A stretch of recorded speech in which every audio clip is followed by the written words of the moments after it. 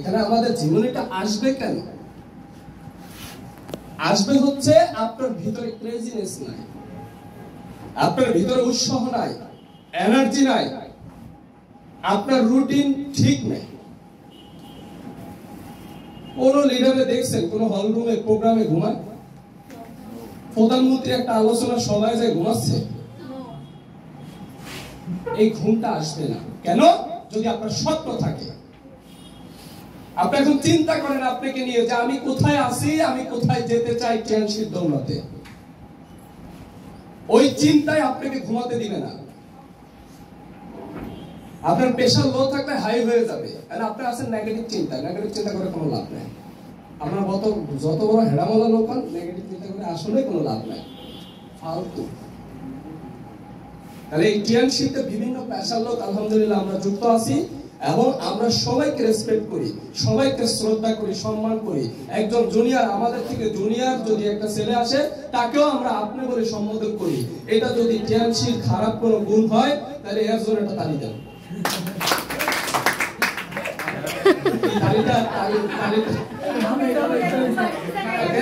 তাহলে ঘুমানো যাবে সেমিনারে? আপনার কাছে আমি শুনছি ঘুমাচ্ছে কেন, আমি বলছি উত্তর দেওয়া যাবে না। সাগর স্যার একটা কথা বলে, কিছু পরিস্থিতিতে চুপ থাকাটা উত্তম লক্ষণ, আর যদি কিছু পরিস্থিতিতে আপনি বেশি কথা বলেন তাহলে বেজ্জতি হওয়ার লক্ষণ আছে।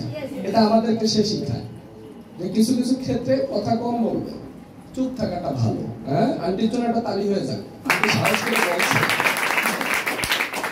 ওকে, তাহলে আমরা শুকরিয়া জ্ঞাপন করব আমাদের সিস্টেমের প্রতি, যে ভদ্রলোক আসলে চাচ্ছে যে আমি সাগর রয়, আমি তো এই বিষয়ে এক্সপার্ট ছিলাম না, তাহলে আমি যেহেতু 2 লাইন জানছি, আমি যেহেতু এখান থেকে একটা ভালো ক্যারিয়ার, আমার পরিবার নিয়ে আমি ভালো আছি, তাহলে আমার টিমে তো অসংখ্য ডাইনামিক লেডিরা আছে, অসংখ্য ডাইনামিক লিডাররা আছে, ছেলে মেয়েরা আছে, বিভিন্ন পেশার লোক আছে। তাদেরকে দেখি 2 লাইন যদি আমার ঝুলি থেকে দিতে পারি, তাহলে ওইটা নিয়ে তারা যদি তাদের ফিল্ডটাকে কাঁপাতে পারে, তার এরিয়াটাকে সে ধরতে পারে, তার ফ্যামিলিটাকে নিয়ে সে ভালো থাকতে পারে, তাহলে মনে হয় ভালো হয়। ওই চিন্তা থেকে সে কিন্তু 3 দিন সময় দিচ্ছে। তার জন্য আমার জোরে করতে হবে, I love Sagar sir, we love Sagar sir, I love TNC, we love TNC, I love TNC. কারণ যার মাধ্যমে আমরা উপকৃত হব তাকে ধন্যবাদ দিতে হবে। এখানে অসংখ্য ছেলে মেয়ে আছে গাঁজা পাঞ্জা, তাহলে বাজে চর্চা, বাজে আড্ডা, ওই গাঁজা টানা থেকে টিএনসিতে এসে কিভাবে মানুষ হওয়া যায়, কিভাবে বাবা মায়ের দায়িত্ব নেওয়া যায়, কিভাবে সমাজের সাথে মিশে চলা যায়, এইটা শিখতেছে। আর ওই বাপ মা যদি না বুঝে, তাহলে ওই সন্তান কখনো ভালো জায়গা তৈরি করতে পারবে? আমরা অসংখ্য ছেলে মেয়েদেরকে বোঝাতে সক্ষম হচ্ছি, ভাইয়া তুমি লেখাপড়া করতেছো, কি করো? স্যার কিছুই করি না। তাহলে তোমার আব্বু কি কষ্ট করে? স্যার অনেক কষ্ট করে। তাহলে এটা বুঝলেই হবে, তোমার জন্য ওয়ে আছে আমার প্রতিষ্ঠানে, তুমি আসো, তোমার বাবা মার কষ্টটা কমে যাবে। তুমি একটাবার চিন্তা করো, তোমার মায়ের মুখের স্কিনে ভাঁজ পড়ে গেছে, তোমার বাবার হাতের চামড়াগুলো সব কুঁচকিয়ে গেছে, তাহলে তাদের বয়স হচ্ছে, তাহলে তুমি কিন্তু এখন ইয়ং, তুমি কিন্তু এখন দৌড়াইতে পারবা, ছুটতে পারবা, এখনই কিন্তু কর্মের বয়স। লেখাপড়াকে ঠিক রেখে পাশাপাশি তুমি যদি টিএনসি এই ভুবনে ইনভলভ হতে পারো, এখান থেকে একটা চমৎকার আর্নিং করতে পারবা। ছেলেরা মোটামুটি ম্যানেজ করলাম, বাপ হয়েছে গাইরো মসজিদ, ওরে ম্যানেজ করা যাচ্ছে না, তাহলে ওই বাপরে কয়দিন পরে কিন্তু কোপাবে। Yes no? ইয়েস। ওই ছেলেটাই কোপাবে, কারণ হিরণ সিটি ভালো ভালো চিন্তা আসে, ও তো সারা রাত ডলবে আর দিনের বেলা উল্টা পাল্টা করবে। Yes no? ইয়েস। তাহলে বাপ, এখানে অনেক বাবা মা আছে, এট লিস্ট বাবা মাদের চিন্তা করতে হবে, যদি কিছু নাই হয় টিএনসিতে, তাহলে ডক্টর সাগর রায় কেন, মিস্টার আলামিন কেন, মিস্টার মুন্না কেন, অসংখ্য লিডাররা কেন? Yes no? ইয়েস। আর আমাদের চিন্তা করতে হবে যে আমি তো আলামিন, আমি ফ্রি আছি, আমি বেকার, আমি লেখাপড়া করি। তাহলে আজ থেকে 6 মাস আগে আমি কোথায় ছিলাম? দেখা যায় আজ থেকে 6 মাস আগে আমি যেখানে দাঁড়িয়েছিলাম আজকেও আমি ওইভাবে দাঁড়িয়ে আছি। লাইফে অনেক উন্নতি নাই, কিন্তু এই টিএমসির ভুবনে যদি আসি, সিনিয়র স্যারদের হাত ধরি, গুরুজনদেরকে একটু ফলো করি, সম্মান প্রদর্শন করি, 2 লাইন শিখতে পারলে আমার লাইফে একটা পরিবর্তন আসবে। আর এই পরিবর্তনটাই সমাজ চাই। Yes no?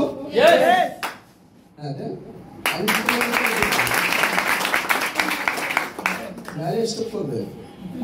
তাই দিলাম না, বুকে কষ্ট থেকে যাবে, দিতে মনে চাইলে দিয়ে দিতে হবে। হ্যাঁ, যা মনে চায় তাই করতে হবে। আমাদের অনেক বড় বড় গ্রুপ আছে, ওই গ্রুপগুলো আসলে স্যারের এখানে স্পেস কম, আপনাকে অনেক বেশি ভালোবেসে, আপনাকে অনেক বেশি আপন মনে করে আপনাকে এই সুযোগটি দেওয়া হয়েছে। আপনি বিশ্বাস করেন এই ট্রেনিংটা ঢাকায় যে করতে হলে মিনিমাম 8 থেকে 10,000 টাকা লাগবে।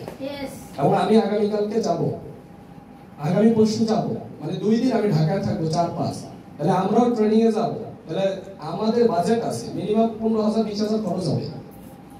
তাহলে এই ট্রেনিং গুলা সাগর স্যার ঢাকায় যে করে, আমরা চায়নায় যে করি, ঢাকায় যে করি, তাহলে ওইরকম একটা ভারী মানের একটা চমৎকার ট্রেনিং আপনি এখানে বসে পাচ্ছেন, কিন্তু আপনার মূল্য নাই। কেন?